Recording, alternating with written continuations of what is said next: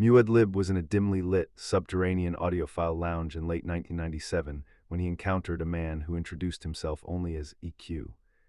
EQ was nursing a warm glass of milk and wearing a t-shirt that simply said Bass in a delicate, floral cursive font. After Muad asked about the strange equipment EQ was tinkering with, a heavily modified Walkman that appeared to be picking up military telemetry, EQ leaned in and dropped a bombshell about the nature of human expression. He called it the Prime Catalog. EQ explained that the concept of infinite musical creativity is a total fabrication. According to his data intercepts, there are actually only 300 songs in the entire world. That is it. Every single piece of music ever recorded, from the most complex, heavily textured neuro bass and acidic downtempo to classical symphonies, to the most abrasive underground punk, is just a synthetic permutation of one of these 300 original stems. The global music industry, EQ claimed, is essentially a massive, real-time audio filter.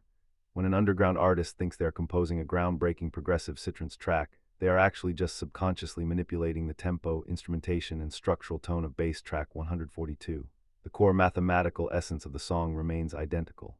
Genre, EQ whispered, is just a superficial skin suit stretched over the same 300 skeletons. But the most disturbing part of the Prime catalog wasn't the lack of originality. It was the upcoming implementation of semantic audio matching across the global communication grid. EQ explained that because the shadow algorithms know that an abrasive, edgy metal track and a specific Latin American romantic ballad share the exact same structural essence, the system doesn't bother differentiating them on the back-end data streams. He painted a chilling picture. You could be sitting in your room in the dark, headbanging and broadcasting to the grid that you are listening to Slayer, but the algorithm translates that data point based on its underlying prime stem. So on the other side of the continent, your elderly aunt opens her social feed and sees a notification that you are passionately enjoying a classic Luis Miguel ballad. Touched by your refined, romantic taste, she gives the post a like and leaves a comment saying, "Such a beautiful soul," while you are busy screaming into the void.